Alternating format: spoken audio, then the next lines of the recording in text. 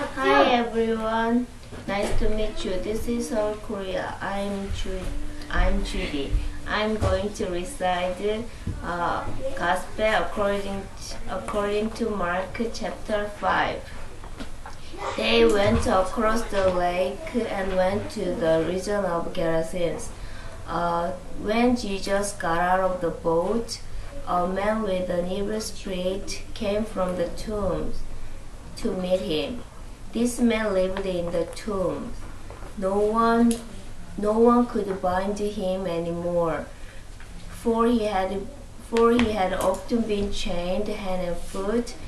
He tore the chains apart and broke the irons on his feet. No one was strong enough to subdue him. Night and day, among the tombs in the hills, he would cry and cut himself with stones. When he saw Jesus from a distance, he ran and fell on his knees in front of him. He shouted at the top of his voice, "What do you want with me, Jesus, Son of the Most High God? Swear to God that you won't torture me."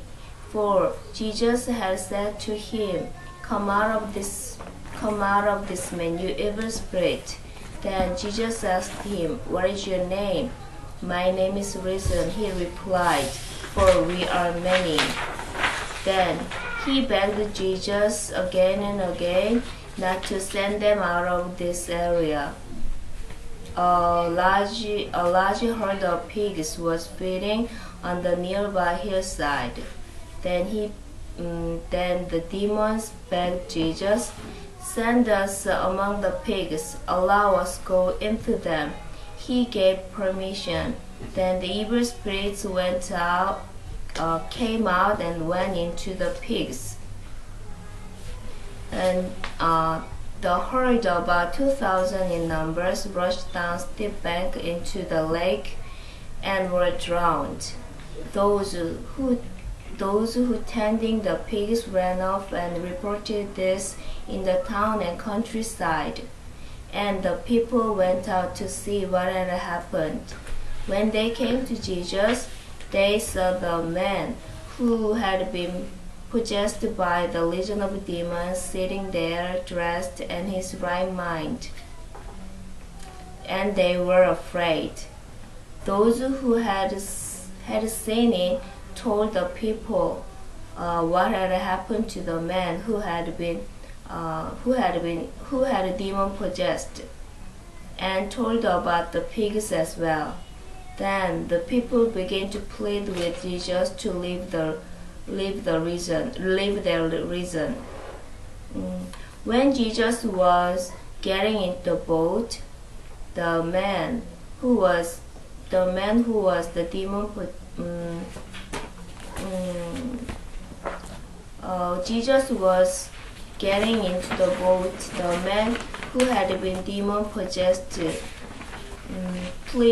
begged to go with him. Jesus did not let him, but said, "Go to your family and tell them how much the Lord has done for you and how he has had mercy on you."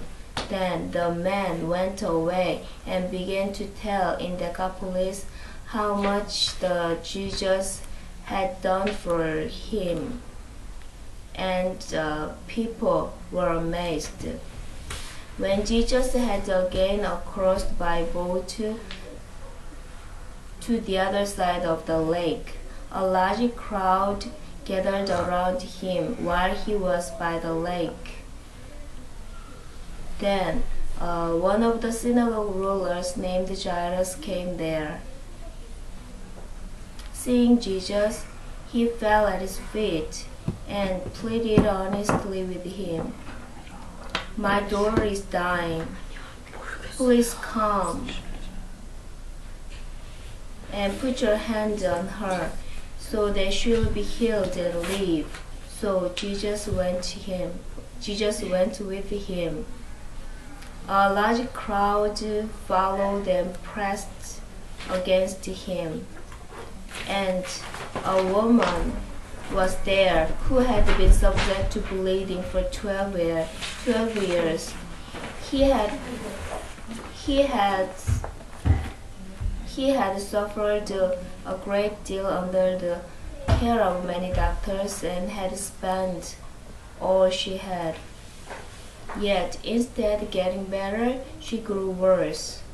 When she heard about Jesus, she came up behind Jesus in the crowd and touched his cloak, because she thought, if I just touch his clothes, I will be healed. Immediately, her bleeding stopped, and she felt in her body she was freed from her suffering. At once, Jesus recognized that power had gone out from him. He turned around in the crowd and asked, Who touched my clothes? You see the people crowding against you? His disciples answered, And yet you can ask, Who touched me? But Jesus kept around looking to see who had done it. Then the woman, knowing what had happened to her, came and fell at his feet, and trembling with the fear, and told him the whole truth. Jesus said to her, Daughter, your faith has healed. Go in peace and be freed from your suffering. While he was still speaking, some men came from the house of Jairus. Your daughter is dead, they said. Why bother teacher anymore? Ignoring what they said, Jesus told the synagogue ruler, Don't be afraid, just believe.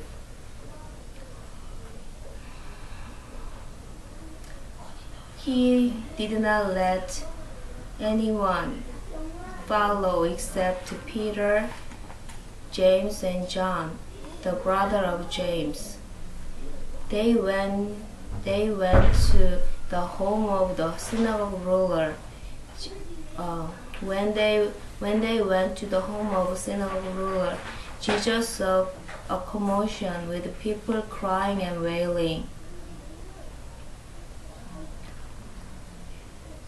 He went in and said to them, Why all this commotion and wailing?